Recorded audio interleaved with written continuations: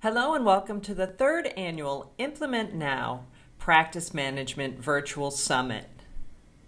Today I'm excited to welcome Brett Davidson, who is the founder of FP Advance, a boutique consulting firm that specializes in working with growing and aspiring financial planning firms. Brett had a financial planning practice in Sydney, Australia for 14 years and relocated then to London. But now you can find him anywhere around the globe as he and his wife have embarked on a nomadic lifestyle. He truly embraces location-independent working, and today he's going to help us understand how that's possible and how it is that you can start to treat yourself and your business as you advise your clients to do for themselves. So today we're going to learn how to advise better and learn better with Brett.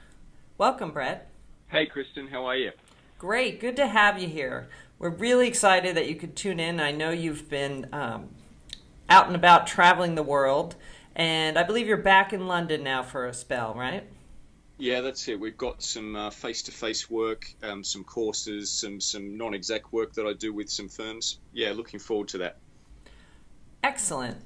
Well, today we're going to really talk about how to help advisors live better, right? So how is it that they can get more out of their life and more out of their practice?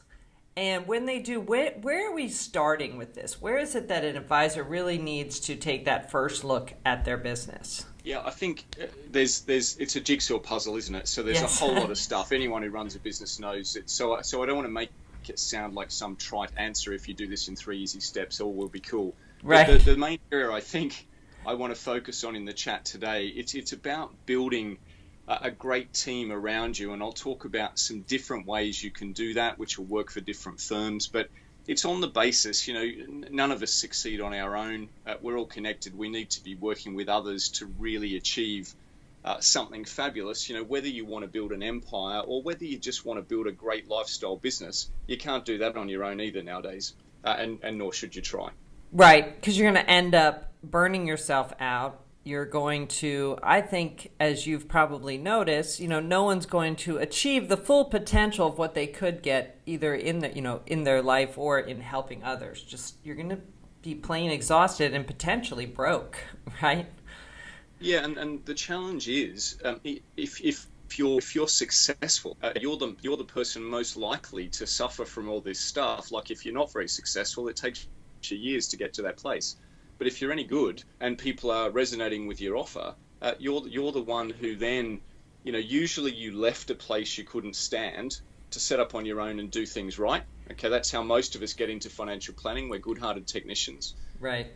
But start to build up your client bank, there comes a point where, mate, you cannot do it all. Right. And then you start dropping balls and looking like the place you just left. And none of us, we all hate that feeling. It's a horrible time to go through, but it happens to all of us if we don't, get on to building a team and delegating and focusing on the stuff that only we can do. And again, it's an expression I've heard a million times, but so few people get really good at it. Yes, and I know that anytime when I had my own practice and now running my own training business, whenever I start to feel that sense of being an employee to the job, becoming part of a job rather than my creation and lifestyle, that's when it's time. I know it's time for me to step back and say, where do I need help? What do I need to change? We're certainly not going to go back to that corporate concept of being the employee of someone else or being sort of attached to a job. So where is it that you find advisors getting stuck, though? Because, conceptually, we've heard a lot about the idea of working on your business. We know that we can't do everything ourselves, but where is it that you're seeing advisors getting stuck and ultimately recreating what they tried to leave in the first place? Yeah, I think everyone seems to struggle with the delegation thing. I mean, I think by definition, if you run your own business, you are a lunatic control freak. whether you recognize it or not. And so we've all got quite a bit of that in us. So I say all this stuff with like love and real empathy. I've wrangled and struggled with every one of these issues we'll talk about. But I think that the delegation thing is something that I find myself now as a consultant working with advisors. And again, I think I empathize very strongly with where they're at, what they're doing, and the struggles they're going through as owners. But I talk to them about doing what only they can do, and still everyone wants to fight back, push back, and not let stuff go, as if only they can do things like, I don't know, bookkeeping and answering their own emails and booking their travel and all this stuff. So we get advisors usually to do a couple of exercises. They sort of come at this from either ends of the spectrum. The first one is to write down the jobs that literally only you can do. Now, if we're honest, there's only about 2 or 3 things on that list, right? One of them probably is talk to clients. Maybe another one, if this is you, is act as the rainmaker. So Right. get out there and be the face of the business and generate work. And to be honest, I'm struggling to think of a third one. There might be some other stuff in your business that truly only you can do. But literally, when you think about that list, and then you think about all the things that you are currently involved in on a day-to-day basis that are pulling you away from those core activities, it starts to make you think, what's the issue here? And usually it's us, in some way or shape or form that is the roadblock. The other exercise I've seen from a good friend of mine here in the UK, she gets people to do an exercise where the owners list all the jobs that they touch. And that's quite a long list, usually, Right. for most owners. And then she gets them to write down the different people they have working across, pay. So administrators, paraplanners, maybe it's a personal assistant or a virtual assistant. And to start to think of all those jobs, where could these jobs go? To some of these other people on the team. So there might be jobs that you're getting involved in that your administrator can do, your paraplanner can do, or whatever. And I would add on there potentially, renting some outsourced resource like virtual assistants, bookkeepers, HR people. There might be more jobs you can get rid of to those others, so that we can get your list down to truly the stuff that only you can do. And so those 2 exercises are great for helping you identify, where you might be hanging on to stuff that you need not hang on to. Yes, and I know that you personally have told me a story, and I'd love for you to share it here about just how, when you thought about how you wanted to create this nomadic lifestyle with your wife and travel and run your business from wherever you are, that you were getting stuck or having trouble with the control angle of saying, well, I couldn't possibly take that much time off, or I couldn't possibly let go of all of that. Can you just share a little bit of that for our listeners? It all started, I started working with a life coach, Kerry Richardson, about 3 or 4 years ago. And at the time, I'm going to just fess up, I think I was, Mr. Workaholic. And I don't get me wrong, all my life I've enjoyed what I've done, so it's not really been a big effort. But a few years ago, I think I was getting to the end of that phase of my life and wanted it to be different. So I engaged a life coach, and I'm having a chat with Kerry. And the first thing we talked about was, if you lived without fear, what would you do? And I said, look, I'd take the last week of every month off. Now, at the time, that was an outrageous statement. This is our very first call together. I didn't believe it for a second. I just said it because I thought, well, there you go. There's work with that. Yeah, so there, anyway, fix that. Go with it. Yeah, fix that, man. So she said, well, why don't we start with that? And this month we'll take the last week off. So huge gulp at my end. So fair enough. As it turned out, I couldn't quite go to a week off. So I took 2 days, Thursday, Friday. How brave was I? My wife and I decided to go away to the Cotswolds here in the UK. So we're catching the train out of London on a Thursday. I bought a cup of coffee. I'm sitting on the train with my wife, and I spilt it 3 times in 2 minutes. And my wife just looked at me and said, what the hell is wrong with you? And clearly, I was just way out of my comfort zone. Now, that's where we started. I could barely take 2 days off. I didn't want anyone to know that I was taking time off. I thought they'd all think I was a slacker. And sort of, 3 years down the track, we've now migrated to this sort of global nomad lifestyle. And it's working out really well. But I think that's the issue. It's the personal issues you've got to deal with. It's not the issue of delegating or taking time out. there's a lot more to it than that. Right. I think there's usually the misconception or the learning that if you're not fully engaged, working all the time, thinking about your business, fully, trying to figure out, should I work more, that you are not trying to do the very best that you can to achieve what you want to achieve. Like if you let go of it for a while, then you're never going to reach your potential. Yeah, and I would share my experience has been 100% the opposite of that line of thinking, but I used to have that thinking. And someone explained it to me beautifully. I did when I sold my business in Sydney, I had 6 months off. I went and did, for fun, a screenplay writing course with this guy in Sydney and a group. And what he said is that unstructured writing is just a waste of space. All right, it's the rules around the genre that make the writing creative, whether that's the structure of a novel, the structure of a screenplay, or poetry. There's limits and rules, and it's when you put limits and rules around it is when the creativity comes out. Ooh, now, I think exactly the same thing with your business. If you are allowed to work for 12 hours a day, man, you'll fill it up with 12 hours of stuff to do. But if you said to yourself, I'm only going to work 6 hours a day or 3 hours a day or whatever it is, what you find is you're forced to have to choose what's the most important stuff for me to work on during that time frame. And I've found putting those limits in has been huge for us addressing issues sooner and making better decisions in our business and giving us quality of life. The biggest hurdle, which you're articulating, is the feeling that 5 hours is not enough. Like somehow it has to be an 8-hour, 9-hour, 12-hour day or it doesn't count. Often the best team builders I know are also the laziest, and I say that in a really complimentary way. They don't want to be working their heads off. For some reason, they missed out on the gene that said you have to work your head off to be successful, and often build very good businesses. But you talked before about I don't know, it was something about recognizing some of these jobs that maybe we shouldn't do. And I just find I get the sinking feeling in my stomach when I sit down to do one of those jobs. And what I do now is I listen to the sinking feeling. And instead of just gutting it out and grinding on, which I used to be really good at and do all the time, I stop and think, I'm not meant to do this. I don't want to do this. It's not filling me up. How can we get rid of it? And it might involve a meeting, to work out how we do that.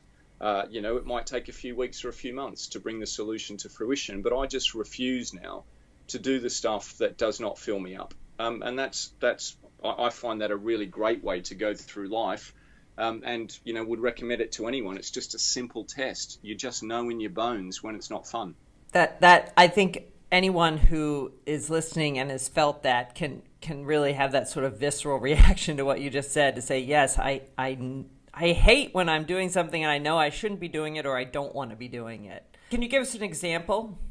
Yeah, absolutely. So the one I'm thinking of, look, again, this is another personal story, but it applies to so many clients I work with. They all fight me on this. Okay. I often suggest that one of the easiest jobs for them to get rid of is answering their own email, like checking their own email. Right, you do not need to do that. That's not a job that only you can do. Everyone says, yeah, no, that makes sense, and then they refuse to let it go. Right. This is how I first got a virtual assistant on board. I hired them specifically for this purpose. As a consultant, I was getting about 45 minutes a day of email that I needed to deal with. Now, I used to be traveling around. I'd be out on site all day. I'd get home. I'd either have to do it on the train at the end of the day, which is a bit tiring, or I'd have to do it when I got home. And 45 minutes a day isn't that much, or I didn't think it was much. And I reckon most advisors have got more than that, right, in their business. Yes. But anyway, that's cool. And I'm really productive and good with the technology, so I could do all that. But if I missed one day, now it's becoming a problem because I might be working now till 8 o'clock at night. And if I miss 2 days, I have to take the whole of Friday to catch up on email. So I thought I'm going to deal with this. So I handed that off to a VA who screened the emails. Now, most of the stuff, we'd have a call, and I still do this today. I have a call with my virtual assistant, and they talk me through what's come in. Yes, there are a few emails that only I can deal with. That's fine. That's for my clients or new inquiry or whatever. They get forwarded to me, but often that's a couple of emails a day. The rest she'll talk me through. Some of them I might give her a response that I wanted to make. Others she said, actually, I've already done it because it's straightforward. So this just means I get in 10 minutes on the phone what used to take me 45 minutes a day. And now, we're only having a call every sort of second day because there's just not enough to keep us occupied on a daily call.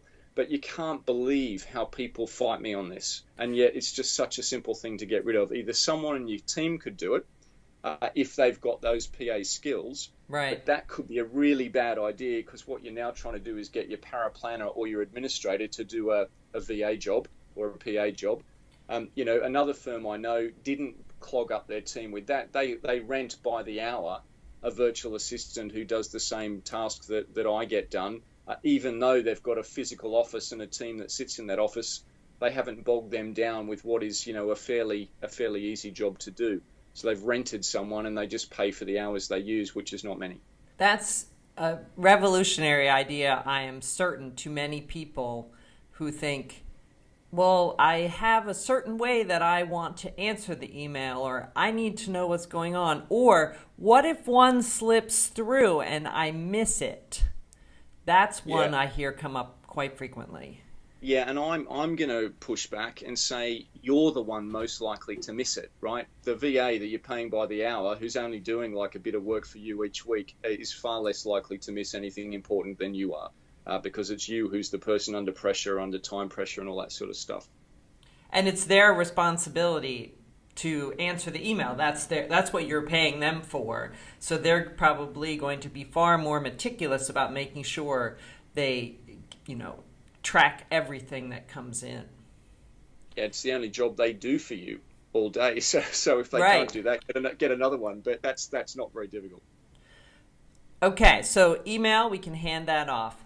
So as advisors are thinking, as we're looking at building the team and figuring out who to have on the team, who to let go of, what do we need to be thinking about? Yeah, I think it's this idea of people being able to be expert in the role that they perform for you. The other danger in small businesses, the minute we sack someone, I talk with people then about hiring the new person to replace the person that wasn't working, and within 2 minutes, they've already given them a blend of about 3 different jobs. You'll be the administrator, paraplanner, sometimes advisor, phone answering, coffee maker. That's not a job, mate. That's like you're a miracle worker if you can do all that stuff. Right. So again, get specific, and if you're small, you can rent this support usually from a virtual person by the hour. There's virtual paraplanning support. There's virtual administration support. You don't even have to have it in-house. If you're a larger firm, though, then you've got to get the right people in those roles and let them, these are people who not only do what you ask them to do, but they can do then the 2 or 3 things you forgot to ask them to do because they really know the role. If you delegate work off to an administrator, for example, and next thing you know, the file's back on your desk and they say, look, I wasn't sure how to deal with this, then you stay till 7 o'clock to sort it out. Mate, that's you working for them. You got the wrong person. Right. They either have to get trained up and sorted out or they have to go. And it sounds really brutal and horrid. It's not meant to, but the person or the people paying the price, I believe, for this inefficiency in your business, which is destroying your life, is not necessarily you, right? It's bad for you if you're feeling a bit sick in the stomach occasionally when you do a job, but by and large, you love what you do. The people that pay the price, I believe, it's your spouse or your partner or your children or your friends. They miss out on you, or they get the second best you when you're home and you're knackered, or you're thinking about work, so you're not actually present. They're the people that pay the price. If someone's got to be sacked, bloody well sack them because it's your family that's paying the price. Yes, I think that really resonates with me and helps me. I mean, it connects with me very deeply, as I imagine it does to many on the call, just to think, wow, how many times have I gone home and been, snappy or grumpy, or I had to overcome like immense exhaustion just to pay attention to a spouse or my kids or the dog or whoever it might be, because I was trying to do too much on my own, or I had to clean up or fix something that someone else didn't do right, or I didn't have the faith that they could do it, so I just did it myself. That I think is a shift in perspective that can really change your ability to step out of the emotional part of having to get rid of someone. Because it's very difficult, and I accept that. It's easy to talk about. It's no one wants to do that to someone. No, that's right. But it helps put it in perspective when you think about it that way. Absolutely.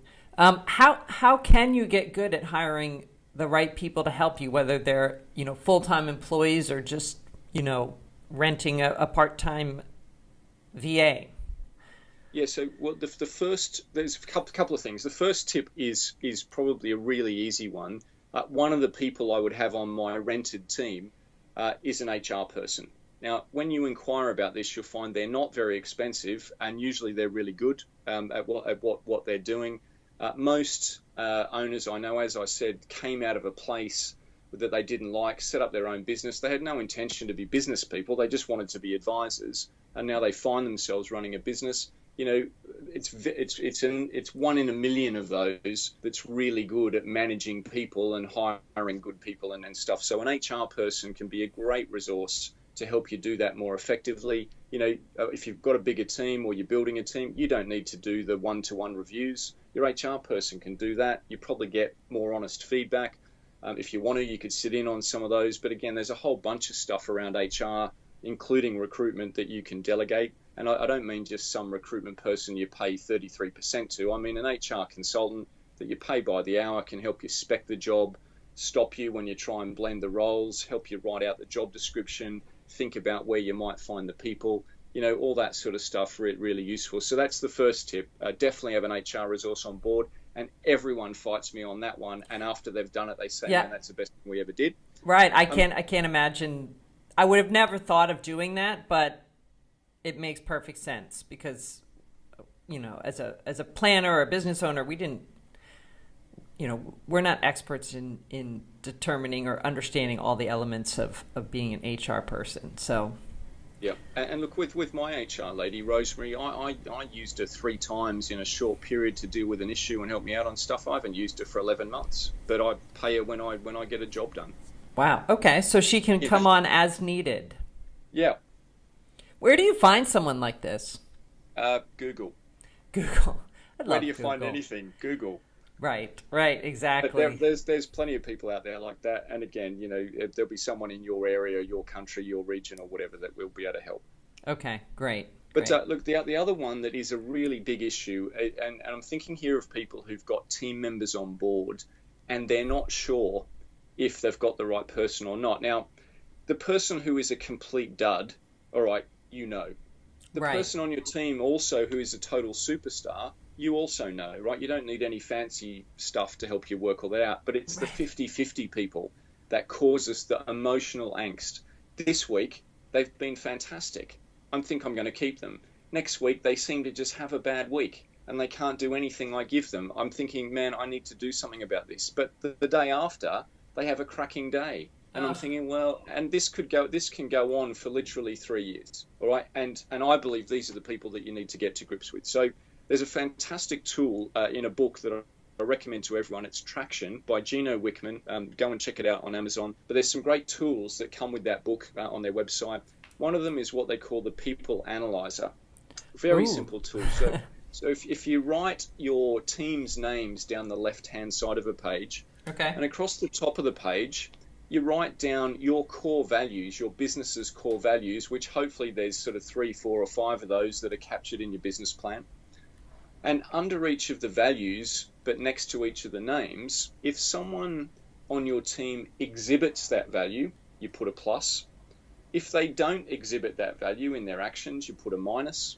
And if they sometimes do, sometimes don't, you put a plus or like a plus minus sign. Sure. But what you're looking for is under the values, the people that fit will have lots of pluses. Out of 5 values, probably they'll have at least 3, right? Where they're clearly living and breathing the values that you and your business believe in. If there's not a values fit, that's one reason why I'd be thinking someone has to go, because it ain't never going to work. Right? If the values not in alignment. Right. But the second part of this test, at the top of the page again, you can put three letters. You can put GWC, which stands for get it, want it, and capacity to do it. And the way Gino explains it, you know, these are yes or no answers next to each person's name. Do they get it? Do they get what the job's about? Not just the stuff you put in the job description, but the subtlety and the nuance of the job.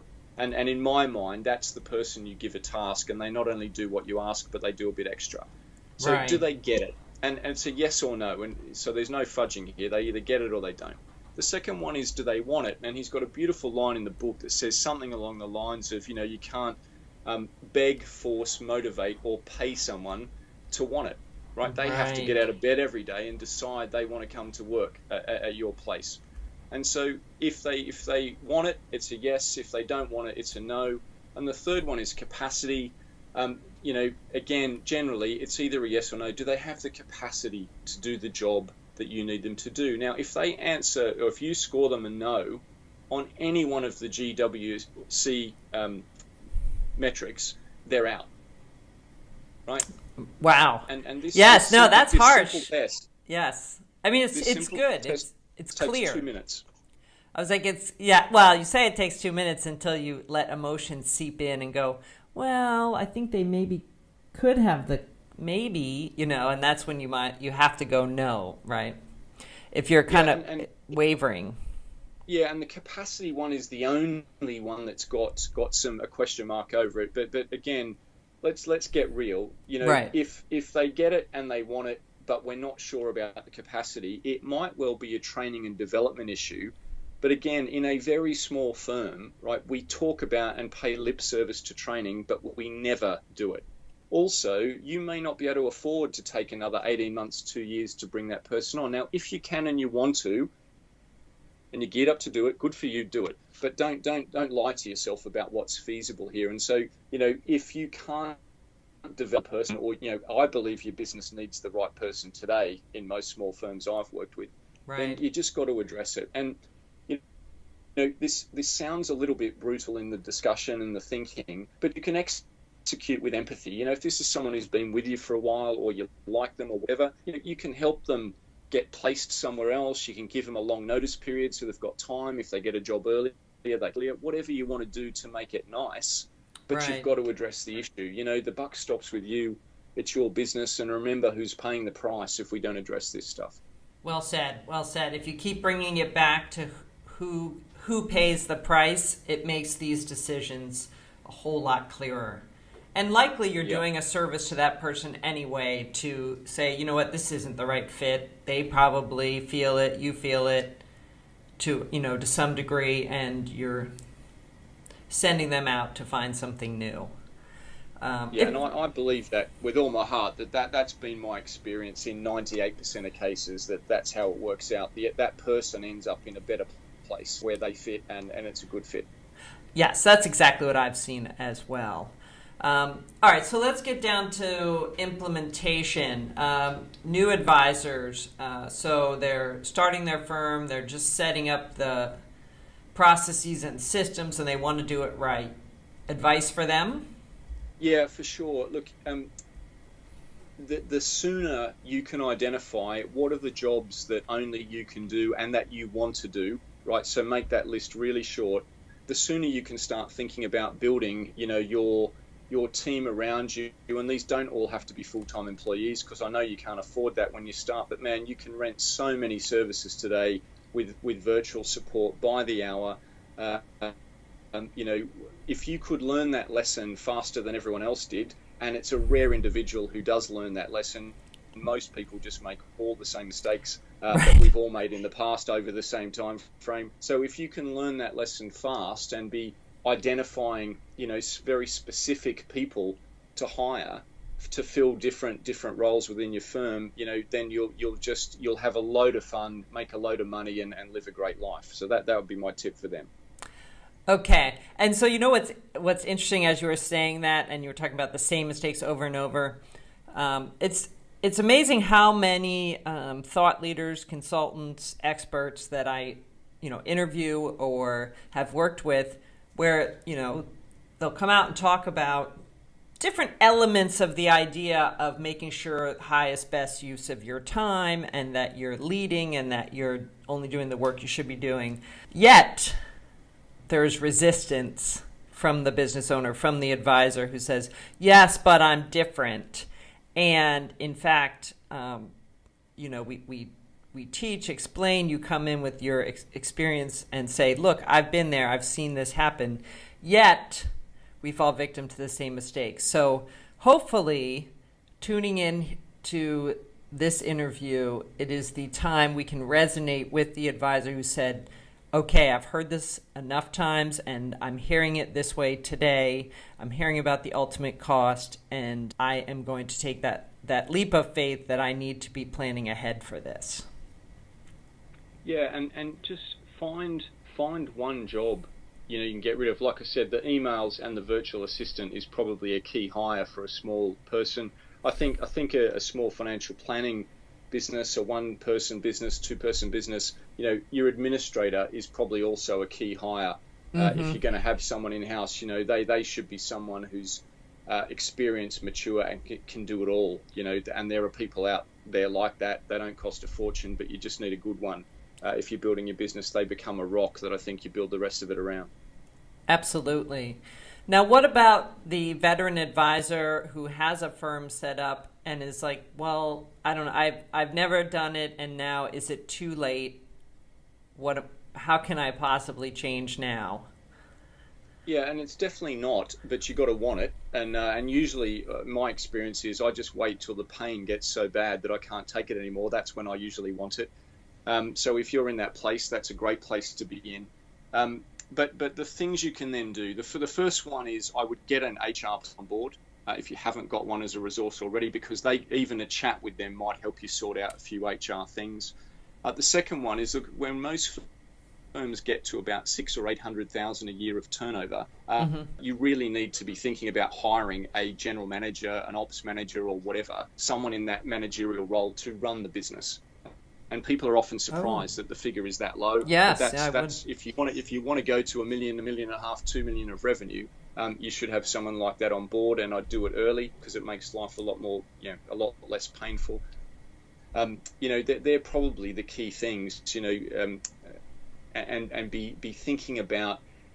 Once you get that person in place, there's a ton of stuff. Then you, as the owner, can delegate off your plate. With those two key people on board. The HR person first, probably, because they can help you find the second one. But you get those people on board, that's going to make a huge difference to your life. Okay, fantastic. So, and again, it's about kind of saying, I think you've said it, before, no crying over spilled milk. You didn't do it right, or you've grown faster than you expected. You are in a new spot. You're trying to reach that next tier, that next level. Bring in the people that you need. Make sure that you have, the office manager, the HR person, even, the basic support that you need to be able to reach those new levels. And absolutely. And this is coming from someone who you work frequently with advisors who are in that spot, right? Who are saying, you know what, we have a good business, but man, how much harder can I work and how much more can I do?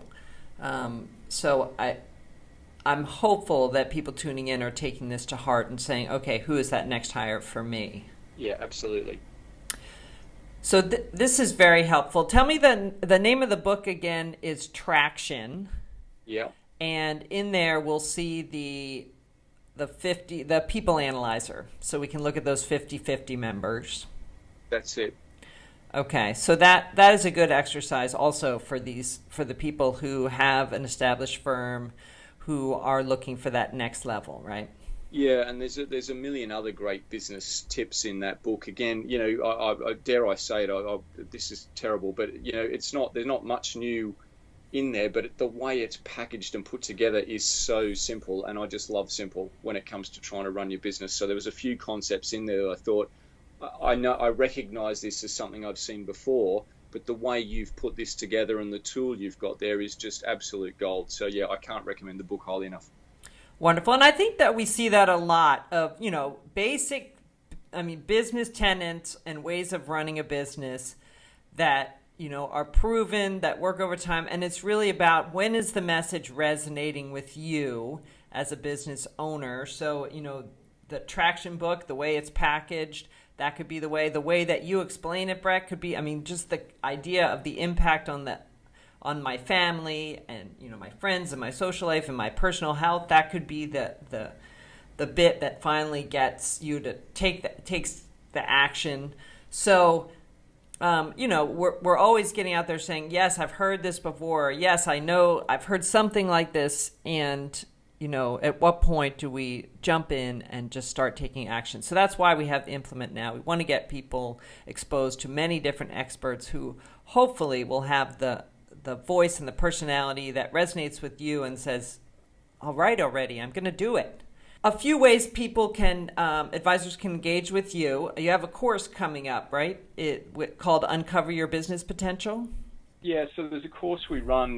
We do a new intake every year. The next intake is in June, but it's called Uncover Your Business Potential. It's a 3-year course, and it's we meet in London once every 90 days, and it's around the A to Z, really, of building a functioning, fulfilling, and fun financial planning business. So that's a core way for people to engage.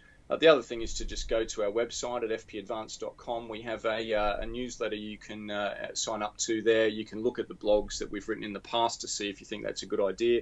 But we get really good feedback about this. We're writing about stuff that's important to the owners of financial planning businesses, and it's all free content. So that's just a nice, easy way to get to know us and get a whole bunch of free stuff on your inbox every week. That your VA can review and send you and say, this is don't miss. Yeah, exactly. Excellent. Well, Brett, thanks so much for joining me here today. I am confident that you have resonated with the listeners of Implement Now, and I'm really happy to have you here, and I appreciate all of your contribution. Yeah, thanks, Kristin, and it's been an absolute pleasure. Thank you, everyone, for joining us, and have a great day.